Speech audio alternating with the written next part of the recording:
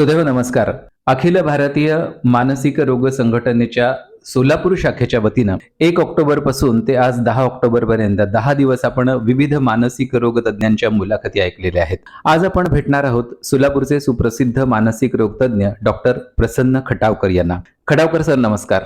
नमस्कार. सर, आज आपला विषय आहे दीर्घकालीन मानसिक आजाराचे जे रुग्ण असतात त्यांचं पुनर्वसन कशा पद्धतीनं केलं जातं याविषयी आपण बोलूया. सुरुवातीला आजच्या या जागतिक मानसिक आरोग्य दिनाबद्दल काय सांगाल? सर्वप्रथम मी आपल्या सर्व श्रोत्यांना जागतिक मानसिक आरोग्य दिनाच्या शुभेच्छा देऊ इच्छितो. जसे आपल्याला शरीराची काळजी घ्यावी लागते तशी आपल्या मानसिक आरोग्याची पण काळजी आपल्याला घ्यावी लागते. आणि त्यासाठी मला वाटतं की आपण जर स्वतःच्या जीवनशैलीमध्ये आणि एकूण ज्या प्रकारे आपण आयुष्य जगतो त्याच्यामध्ये जर योग्य ते बदल घडवून आणले तर आपल्याला एक अतिशय उत्तम हेल्दी म्हणजे शारीरिक दृष्ट्या सुद्धा आणि मानसिक दृष्ट्या सुद्धा एक हेल्दी आयुष्य जगणं शक्य होतं. सर्व श्रोत्यांना माझ्या ह्या जागतिक मानसिक आरोग्य दिनानिमित्त मनपूर्वक शुभेच्छा. वा, धन्यवाद सर. आजच्या विषयाकडे वळूया. दीर्घकालीन मानसिक आजार असणारे अनेक रुग्ण आपल्या परिसरामध्ये आपण पाहत असतो आणि अशा रुग्णांचं पुनर्वसन कशा पद्धतीनं केलं जातं हे आम्हाला आज जाणून घ्यायला आवडेल. एक जनरल आपण जर बघितलं तर आपल्या लक्षात येईल की पूर्वीच्या काळी आपल्याला बस स्टँड, रेल्वे स्टेशन इथं ज्यांना वॉन्डरिंग सायकॉटिक्स किंवा इकडं तिकडं विनाकारण फिरणारे मानसिक रुग्ण दिसायचे. बऱ्याच वेळेला कपडे न घातलेले, अतिशय घाण, केस वाढलेले अशा प्रकारचे रुग्ण पूर्वीच्या काळी दिसायचे. जर तुम्ही गेल्या काही वर्षात जर बघितलं असेल तर अनेक गोष्टींमुळे म्हणजे गव्हर्नमेंटच्या पॉलिसीज आहेत, आधुनिक उपचार आहेत आणि त्यासाठी कायद्यामध्ये केलेल्या व्यवस्था आहेत. यामुळं अशा दिसून येणाऱ्या रुग्णांची संख्या प्रचंड प्रमाणामध्ये कमी झालेली आहे. हो ना, खरंच. आणि अशा रुग्णांच्या पुनर्वसनाची व्यवस्था सरकारी व्यवस्थेमधून आहे, खाजगीमध्ये पण आहे. आणि मला वाटतं की सर्वांनी याच्याबद्दल माहिती घेणं आणि अशा रुग्णांना ह्या व्यवस्थेचा जास्तीत जास्त फायदा घेण्याचा आपण प्रयत्न करणं हे आपल्या सगळ्यांची जबाबदारी आहे. बरोबर आहे, पण ती गरज कशासाठी आहे? सर, आपण जर बघितलं तर मानसिक आजाराचे जे रुग्ण असतात त्या सगळ्या रुग्णांना पुनर्वसनाची गरज असते असं नाही.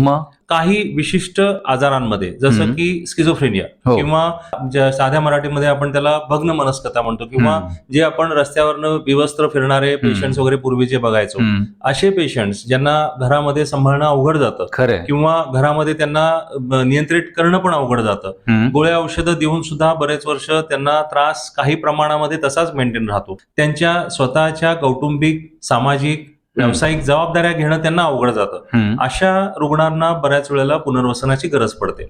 याचबरोबर जी व्यसनाधीनता आहे किंवा जे व्यक्ती व्यसनांच्या आहारी जाऊन आयुष्यामध्ये बऱ्याच अडचणींना सामोरे जातात आणि जे व्यसनांवरती नियंत्रण ठेवू शकत नाहीत अशा रुग्णांना पण पुनर्वसनाची गरज पडते. याचबरोबर जे बौद्धिक क्षमता कमी आहेत, ज्यांना आपल्याला कुटुंबामध्ये सांभाळणं अवघड जातं, असे रुग्ण किंवा व्यक्तिमत्व दोषामुळे बऱ्याच वेळेला अशा रुग्णांचं वागणं ज्यांचं अतिशय विचित्र वागणं असतं आणि त्यामुळं घरच्या सगळ्या लोकांना त्यांचा त्रास होतो किंवा त्यांच्या वागण्याला आपल्याला बदलणं आवश्यक असतं.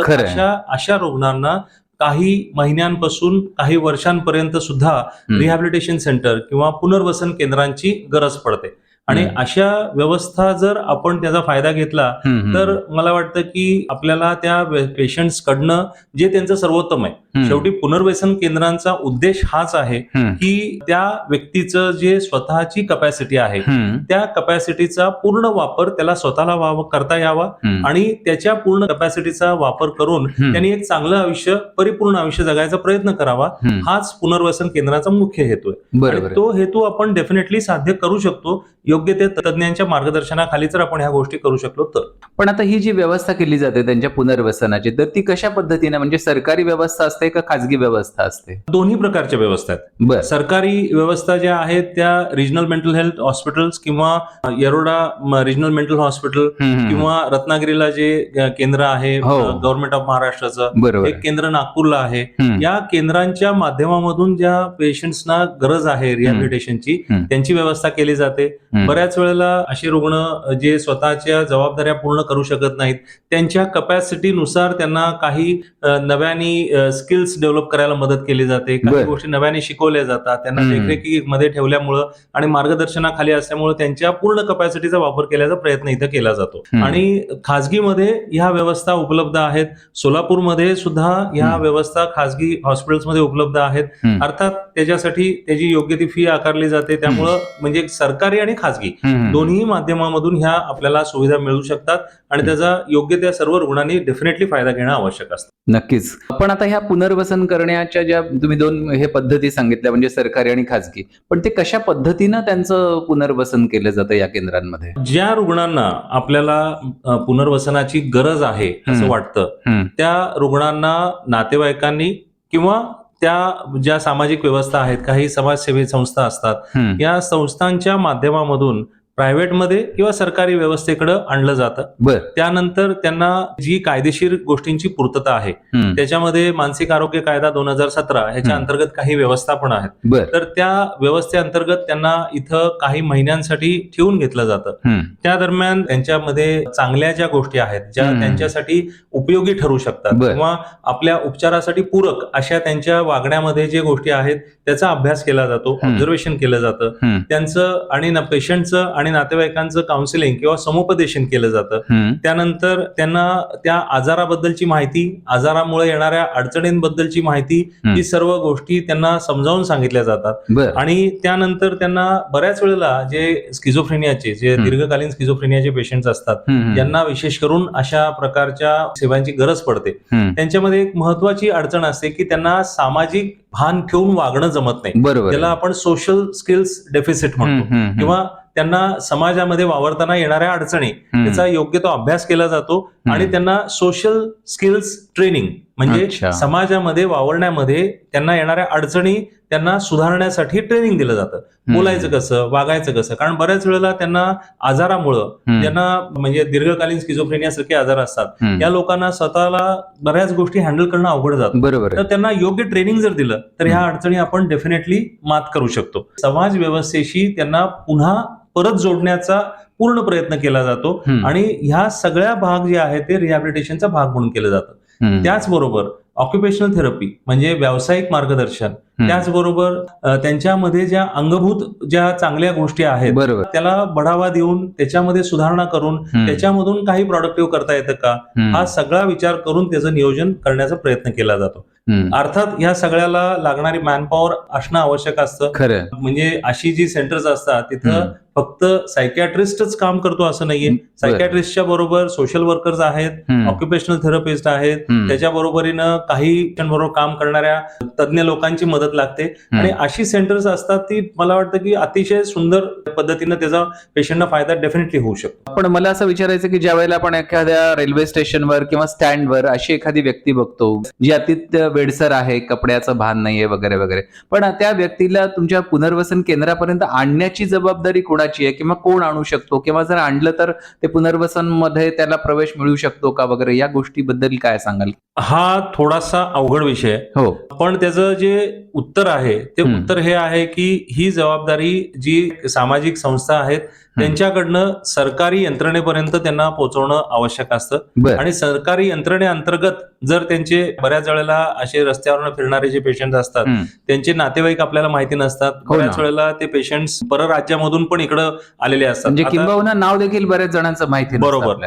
तर आपलं सोलापूर उदाहरणार्थ रेल्वेचं मोठं ठिकाण आहे, बरोबर. त्याच्यामुळं बऱ्याच वेळेला जे तिकडचे फिरणारे पंजाब किंवा हरियाणा किंवा अगदी बंगालमधून बसणारे लोक जे असतात ते ट्रेनमध्ये बसतात आणि ट्रेन डायरेक्टली आपल्याकडे येऊन थांबते आणि इथं ते कुठेतरी उतरतात आणि मग ते पूर्णपणे हरवून जातात. अशा गोष्टी पण घडतात. तर अशा लोकांना सामाजिक संस्था किंवा पोलीस यंत्रणेकडून त्यांना सरकारी यंत्रणेमध्ये जमा म्हणजे त्यांना घेतलं जातं आणि त्या व्यवस्थेमधून मग त्यांना नीट करून जेव्हा ते स्वतःच्या ओळखी सांगू शकतात त्यावेळेला त्यांना परत त्यांच्या जागेवर पाठवायची व्यवस्था करण्याची व्यवस्था केली जाऊ शकते.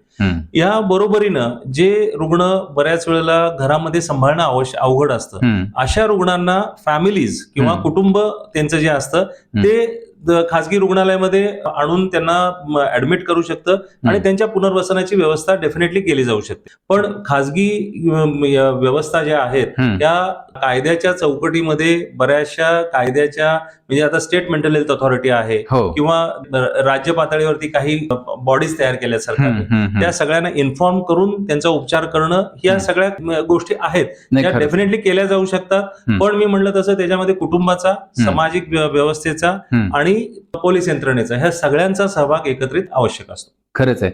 पण अशा कोणत्याही रुग्णांवरती एखादा दिवस 2 दिवस असा उपयोग नाही, कारण ही कायम बरीच काळ दीर्घकाळ असणारी चालू राहणारी प्रक्रिया आहे. यांच्यासाठी येणारा खर्च, त्यांच्यासाठी औषधोपचार असतील, कपडे असतील, अन्न असेल, तरी हे सर्व कोण पुरवतं मग? मला म्हणजे सांगायला डेफिनेटली चांगलं वाटतं. गेल्या 8 ते 10 वर्षामध्ये सरकारी व्यवस्था अतिशय उत्तम प्रकारे या क्षेत्रामध्ये काम करतात. सरकारने त्याच्यासाठी आर्थिक व्यवस्था तर केलीच आहे, पण आता येरोड्यासारख्या ठिकाणी स्टिचिंगची कामं आहेत किंवा बऱ्याचशा गोष्टी, शिलाईचे मशीन्स आहेत, अनेक व्यवस्था सरकारने सरकारी यंत्रणे माध्यमामधूनच केलेल्या आहेत.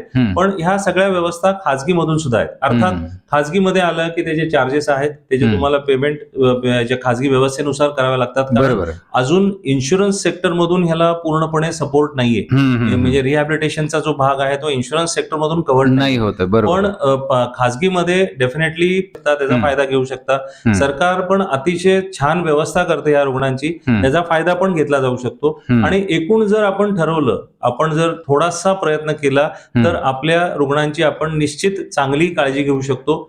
एक मुद्दा आपण इथं अतिशय महत्वाचा लक्षात घेणं आवश्यक आहे की पूर्वीच्या काळी एकत्रित कुटुंब पद्धती ही प्रिडॉमिनंट होती.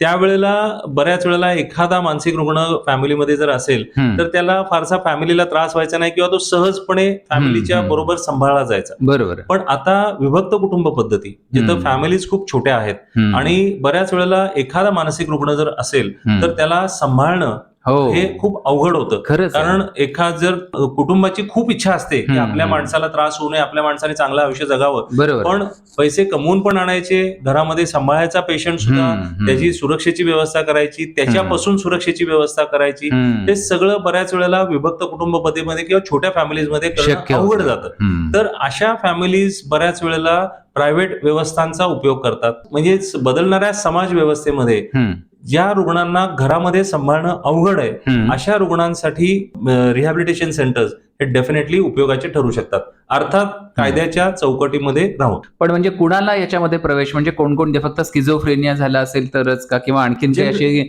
याच्यासाठी काही असे क्रायटेरिया ठरवण्यात आलेले आहेत? नाही, जनरली मानसिक आजार हे अनेक प्रकारचे, पण सर्व मानसिक आजारांना रिहॅबिलिटेशनची गरज लागते असं नसतं. पण या व्यक्तींना मानसिक आजारामुळे स्वतःच्या जबाबदाऱ्या पार पाडण्यामध्ये अडचणी येतात, त्यांच्यामुळे कुटुंबाच्या व्यवस्थेवरती ताण पडतो, ज्यांना सांभाळणं आणि बाकीच्या जबाबदाऱ्या पार पाडणं हे कुटुंबामधल्या काही लोकांना अडचणीचं ठरतं. अशा लोकांना रिहॅबिलिटेशन सेंटरचा फायदा मिळू शकतो. तर इथं त्यांना राहणं हे काही आठवड्यांपासून काही महिन्यांपर्यंत गरजेचं असतं. एकदा ते स्टेबल झाले की त्याच्यानंतर मग त्यांना कुटुंबाकडे परत पाठवायची व्यवस्था पण केली जाते. आता याच्यामध्ये 2-3 गोष्टी आपण समजून घेणं आवश्यक आहे, ज्याला आपण डे केअर सेंटर म्हणतो. दिवसभर ज्यावेळेला घरातील लोक काही काम बाहेर जातात तर त्या लोकांना, जे रुग्ण असतात, त्यांना सेंटर्स मध्ये ठेवलं जातं. सेंटरमध्ये सकाळी 10ला आणून सोडलं जातं, 6 वाजता घरी नेलं जातं. तर त्यामुळं ते बऱ्याच वेळेला कुटुंबावरती येणारा ताण जो आहे तो कमी व्हायला मदत होते. दुसरं एक आहे ज्याला हाफवे होम म्हणलं जातं. हाफवे होम म्हणजे काय, तर दिवसभर रुग्ण कामासाठी बाहेर जातो आणि राहण्यासाठी फक्त इकडे येतो. म्हणजे त्याला सुरक्षित वातावरण ठेवणे सहज शक्य होतं आणि तो दिवसभर स्वतःच्या जबाबदाऱ्या पण पार पाडतो. इथं कुटुंबाशिवाय किंवा नातेवाईकांशिवाय ठेवायची व्यवस्था असते. त्याच्यामुळं म्हणजे कुटुंबाच्या इंडिपेंडंट पेशंट राहत असतो. याचे अनेक फायदे होतात. कुटुंब तर स्वतःच्या जबाबदाऱ्या पार पाडू शकतं, पण त्याचबरोबर पेशंटचा स्वतःबद्दलचा आत्मविश्वास पण वाढतो. अजून एक व्यवस्था जिथं डेफिनेटली आपल्याला विचार केला जातो अशा सेंटर्सचा, रिहॅबिलिटेशन सेंटरचा किंवा डे केअर सेंटरचा किंवा हाफ वे होमचा. आता बऱ्याच वेळेला की घरामध्ये काही मोठे जबाबदारीच्या गोष्टी घडत असतात किंवा काही महत्वाच्या परीक्षा द्यायच्या असतात बरोबर आहे. किंवा मोठे समारंभ असतात खरंच आहे. आणि त्यामुळं ह्या एका व्यक्तीकडे लक्ष देताना कुटुंबाला पण अडचणीचं ठरतं. त्यांची खूप इच्छा असते की पेशंटला घरामध्ये ठेवूनच आपण सगळ्या गोष्टी पार पाडाव्यात, पण तसं अवघड ठरतं. खरं मग काही वेळेला कुटुंब काय करतात की त्यांना हॉस्पिटलमध्ये काही दिवसांसाठी इकडे आमच्याकडे ऍडमिट केलं जातं किंवा दिवसभरासाठी ठेवलं जातं, संध्याकाळी परत घेऊन गेलं जातं. अशा प्रकारे पण ह्याचा फायदा घेऊ जाऊ शकतो. मला वाटतं की ह्या सगळ्या गोष्टी आपण आपल्या गरजेनुसार काय आहेत हे डिफाईन करणं आवश्यक. खूपच छान. तर सर, एकंदरीतच दीर्घकालीन मानसिक आजाराचे जे रुग्ण आहेत त्यांचं पुनर्वसन किती चांगल्या पद्धतीने केलं जातं हा एक नवा विचार आज आपण आमच्या श्रोत्यांना सांगितला. त्याबद्दल सर्व श्रोत्यांतर्फे मी आपले आभार मानतो. धन्यवाद. नमस्कार. नमस्कार.